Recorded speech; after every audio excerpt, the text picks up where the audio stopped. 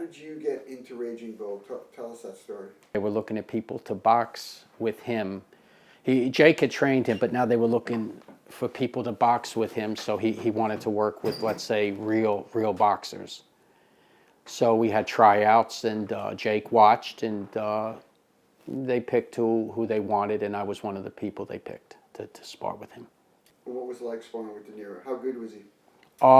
He was quite good. I mean, he was 35, so you got to figure that's against him. Plus, this is what no one gives him credit for. He had to take on the style of someone that wouldn't have been his style. So he had to portray Jake. So not only is he being a boxer, which he's not, now he has to play a style that would not have been his style. So he had two things going against him, and he carried it off very well. He sparred 10 months on and off. Every other day we'd work, and he became a fighter.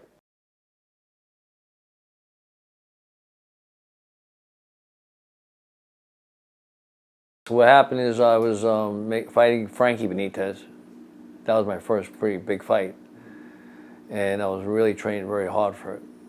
When I was running, you know, you want to win something really, really bad. You knew this was it. I was actually crying sometimes when I was running. That's how badly I wanted this fight win. So I trained so hard, and then when I got to the Garden that night, I'm in the dressing room with Vern and Martin Scorsese, Robert De Niro, and Joe Pesci. They're walking into the dressing room and just looking. They knew Vern. De Niro knew Vern. So he just was watching, looking, you know how De Niro is. So they're looking, and finally walked out. And then I heard Vern says to me that they're making a movie about Jake LaMotta. So I said, yeah. He goes, yeah, they might give you a part in the movie. So I go out to fight Frankie, and I'm winning the fight. I don't know if you remember this, but the 7th round, he called me a left hook. He had me out, but I got through the round. They told him to come right after me in the 8th round. But I was in such good shape that I was ready. It was like the first round. Yeah. He came in, bam, bam, knocked him dead. A great ending. Yeah. And my friends, everybody told me De Niro was going nuts. Oh, wow. What was it like working with them? A lot of fun. Very quiet guy. I mean, he didn't say nothing. He was very quiet. Didn't talk too much at all. Yeah. And to get a conversation going with him, really, it was hard. Yeah. But nice guy. Got along with Martin Scorsese. Yeah. Joe Pesci had a little bit like tough guy attitude. We didn't know who he was. We didn't know you know him. Right. So we didn't know how good he was as an actor. He just acted like an idiot. And what about the actual scenes with De Niro in the ring? Like how often did you spar with him? I got in the ring the first time. Yeah. He started coming after me, like throwing punches. I didn't know. I thought we weren't going to throw punches. Yes. We were throwing punches at each other. Now, already got to remember, he already seen about 3 of my fights, 2 or 3 of my fights already in the Garden, and they were knockouts. So what do you call it? Now we get in the ring for the first time. They want to see how we look together. He's throwing punches at me, right? So I just duck down, give him a little shot to the ribs. Down he goes. They all jump in the ring. Scorsese, Joe Pesci, this guy by Pete Savage. He wrote the book. Yeah. He goes, what are you, a wise guy? So I said, I was just protecting myself. He goes, De Niro chased everybody in the ring, and he said, come on, let's go. And I made him look like a champ. I didn't touch him. I made him look good.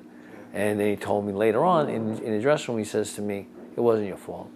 I was nervous. I said, why did they have us spar? But that was the last time we ever did that. Yeah. Everything else is Rocky.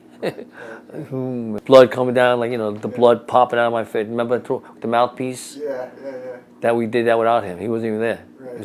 So my friend did it, Kevin Mahon. He ain't pretty no more. Yeah. And, he was throwing the punch. And I would just throw it out with the blood.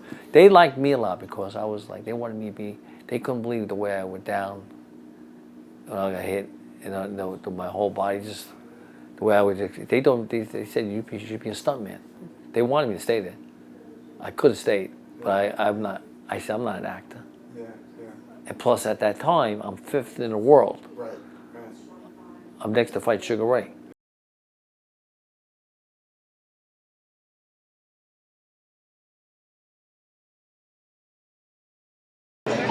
De Niro's portrayal of you earned him an Academy Award. How much time did you spend with him in preparing for that role? Well, we boxed over 1,000 rounds over a year before we shot one foot of film. I was 56 years old at the time, and I was training with De Niro, and I told him it'd be all right for him to hit me. I said, because he can't hurt me. Built up a lot of confidence. When I got done with him, I swear he could have fought professional. He was a hell of a pupil. All them boxing scenes you see in the movie, that's all him doing it. And he was doing a hell of a job. Really professional. What aspect of the film pleased you the most? And if any aspect of it, what didn't you like about it? I didn't like about the movie was that it was too real. It was too real. It brought back memories that I didn't like. Yeah. That can't be me. But the guy up there, I didn't like the guy up there on the screen. He's a bad guy. He was a real mean son of a bitch. But when I asked my ex-wife about that, would I really like that? She says, yeah. Well, I didn't like the guy I saw up there. But they did such a great acting job that they made me feel it.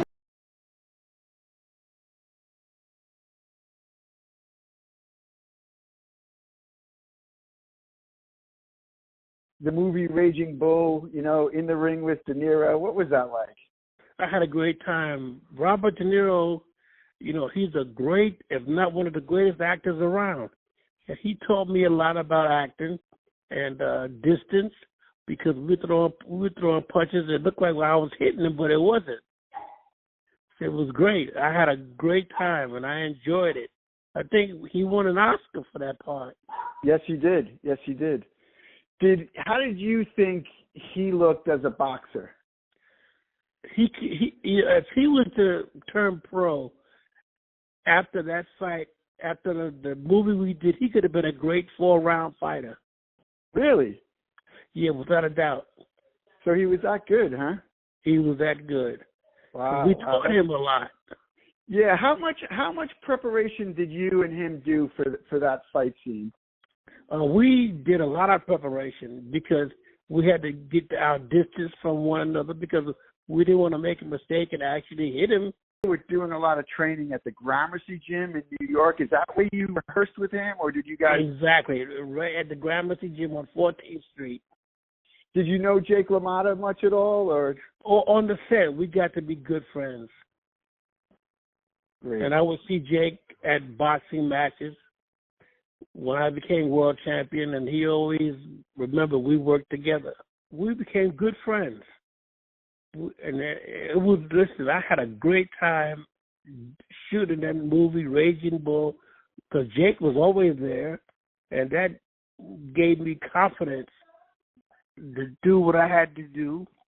And Jake was a great help. He was a great guy to work with, to have conversations with, to talk about his career, you know, and we had a great time.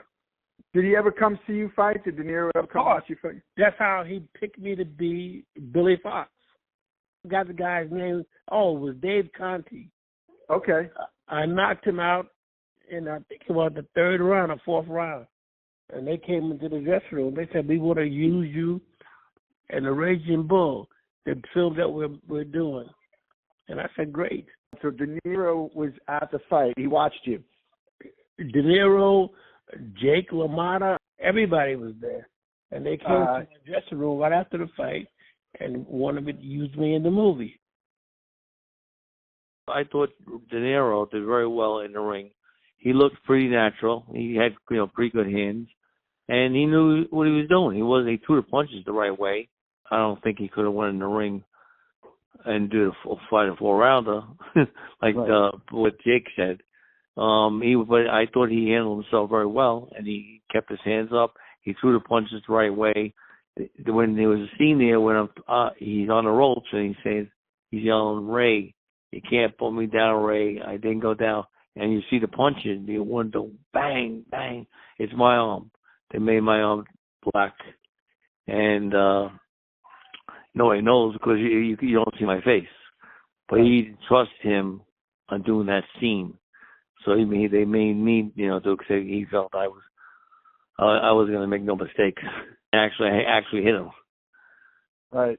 Was it makeup? We had the best makeup artists in Hollywood at the time. They were around forever. I was, Sugar Ray's Robinson's mom.